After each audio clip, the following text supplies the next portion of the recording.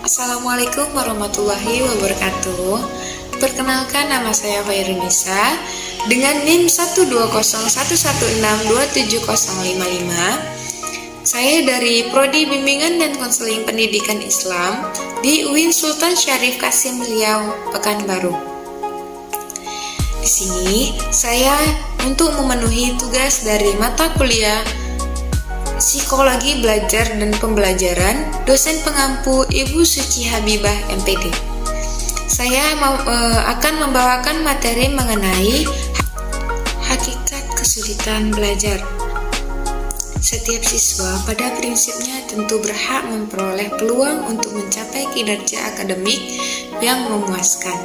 Namun, dalam kenyataannya, sehari-hari tanpa jelas bahwa siswa itu memiliki perbedaan dalam hal kemampuan intelektual, kemampuan fisik, latar belakang keluarga, kebiasaan dan pendekatan belajar yang terkadang sangat mencolok antara seorang siswa dengan siswa lainnya. Sementara itu, penyelenggaraan pendidikan di sekolah-sekolah kita pada umumnya ditunjukkan kepada para siswa yang berkemampuan rata-rata, sehingga siswa yang berkemampuan lebih atau yang berkemampuan kurang terabaikan. Dengan demikian, siswa-siswa yang berkategori di luar rata-rata itu tidak mendapat kesempatan yang memadai untuk berkembang sesuai kapasitasnya. Dari sini kemudian timbullah apa yang disebut kesulitan belajar, yang tidak hanya menimpa siswa berkemampuan rendah saja, tetapi juga dialami oleh siswa yang berkemampuan tinggi. Selain itu, kesulitan belajar juga dapat dialami oleh siswa yang berkemampuan rata-rata atau normal, disebabkan oleh faktor-faktor tertentu yang menghambat tercapainya kinerja akademik yang sesuai dengan harapan. Ada selanjutnya faktor-faktor penyebab kesulitan belajar. Secara garis besar, faktor-faktor penyebab timbulnya kesulitan belajar terdiri atas dua macam. Kedua faktor ini meliputi aneka ragam hal dan keadaan yang antara lain tersebut di bawah ini. Yang pertama, faktor intern siswa. Faktor intern siswa meliputi gangguan atau kekurangmampuan psikofisik siswa, yaitu yang pertama yang bersifat kognitif atau ranah cipta, antara lain seperti rendahnya kapasitas intelektual atau intelijensi siswa. Intelijensi atau kecerdasan seseorang sangat berpengaruh terhadap belajar seorang siswa, karena seorang dengan intelijensi lebih rendah akan lebih sulit menerima pelajaran daripada siswa yang berintelijensi tinggi. Yang kedua, yang bersifat afektif atau ranah rasa, antara lain seperti labilnya emosi dan sikap. Menurut penulis, kesulitan belajar yang seperti ini merupakan kesulitan belajar yang bersifat sementara, tetapi seseorang dengan mood yang buruk akan kesusahan untuk belajar. Dan seorang guru dapat melakukan pendekatan terhadap anak yang mengalami kesulitan belajar seperti ini. Yang ketiga, ada yang bersifat psikomotor atau ranah karsa, antara lain seperti terganggunya alat-alat indera penglihat dan pendengar atau mata dan telinga. Alat indera terpenting untuk belajar di sekolah ialah mata dan telinga. Apabila mekanisme mata atau telinga kurang berfungsi, maka kesan yang diperoleh seorang anak dari dunia luar akan menyimpang, bahkan tidak memperolehnya. Yang kedua, ada faktor ekstern siswa.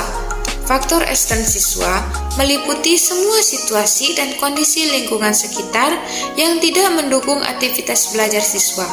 Faktor ini dapat dibagi tiga macam. Yang pertama, lingkungan keluarga.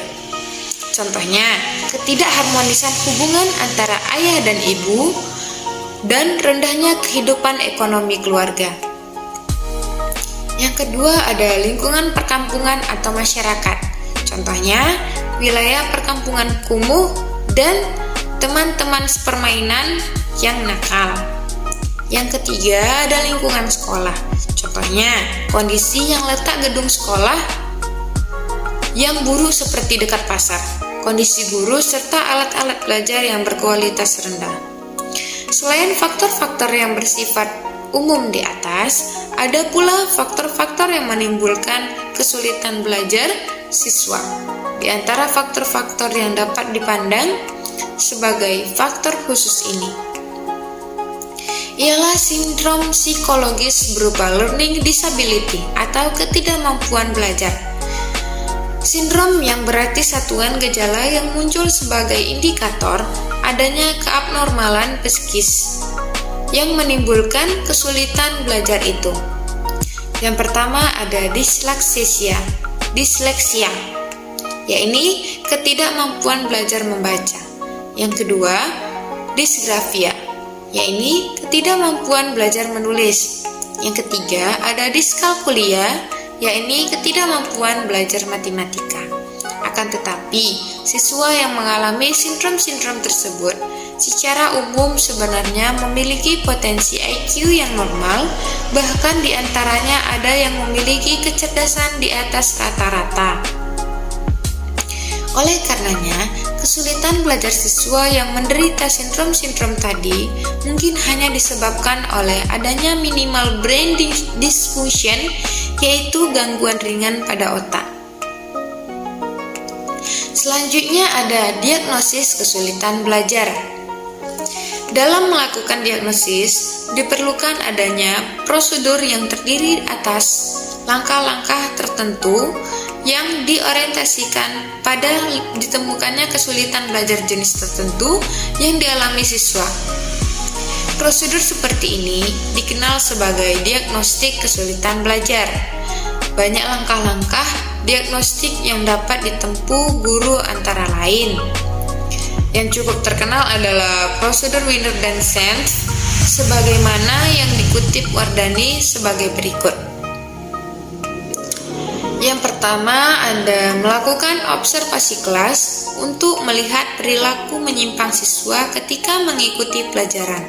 Yang kedua, memeriksa penglihatan dan pendengaran siswa khususnya yang diduga mengalami kesulitan belajar.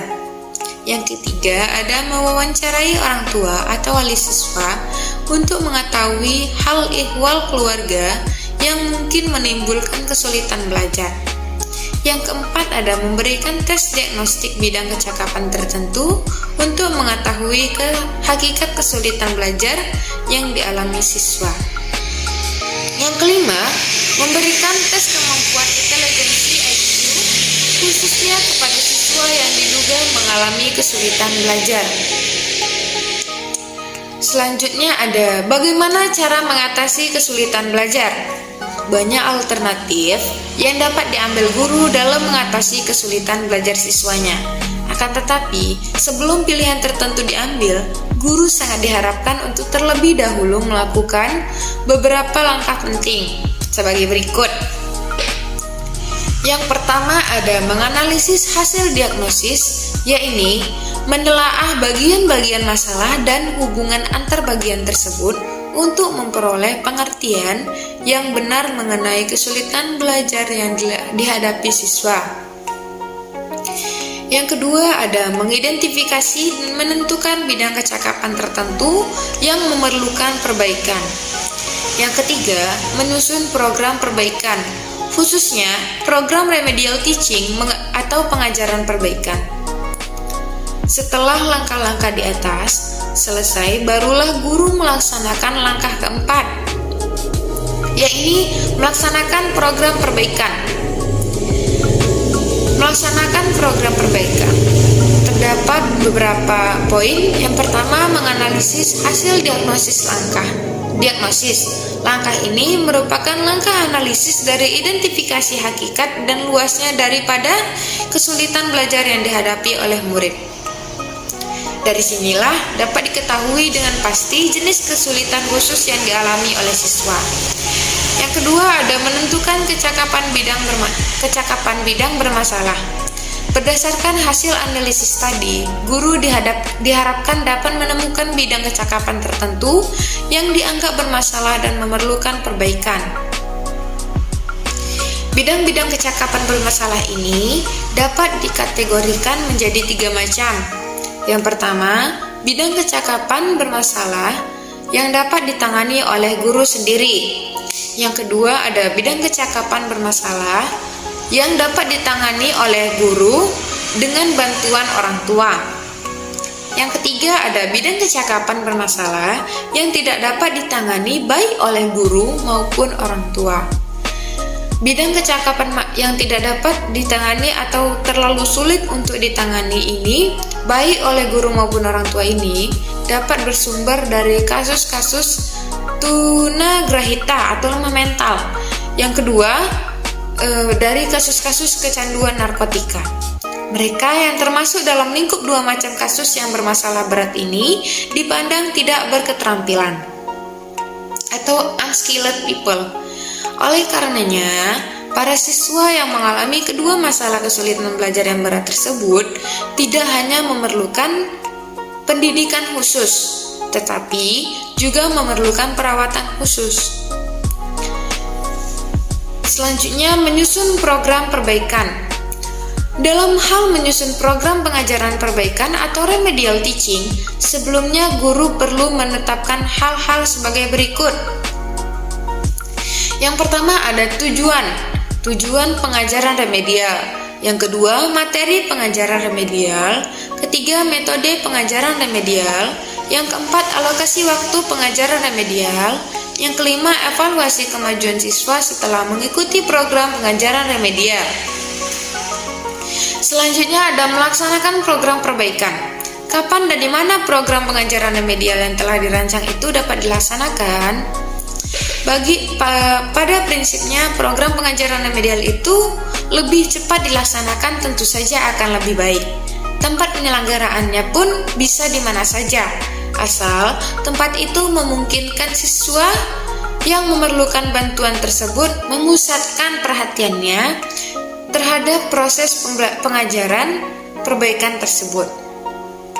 Namun, patut dipertimbangkan oleh guru bimbingan, kemungkinan digunakannya ruangan bimbingan dan penyuluhan yang tersedia di sekolah dalam rangka mendayagunakan ruangan tersebut.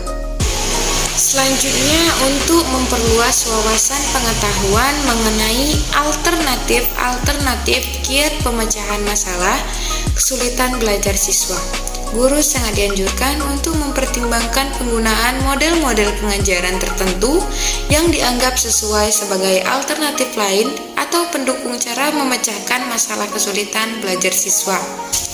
Kesimpulan yang dapat kita ambil ialah kesulitan belajar data diketahui dari menurunnya kinerja akademik dan munculnya misbehavior siswa, baik yang berkapasitas tinggi maupun yang berkapasitas rendah, karena faktor intern siswa dan ekstern siswa.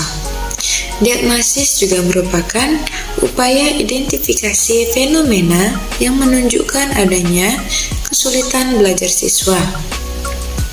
Sedangkan diagnosis berarti langkah-langkah prosedural dalam rangka diagnosis, penentuan jenis penyakit atau kesulitan belajar.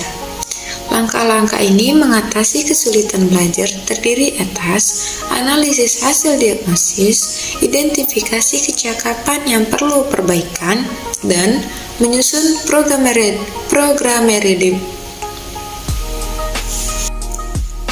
Baiklah, sekian penjelasan mengenai hakikat kesulitan belajar dari saya tadi.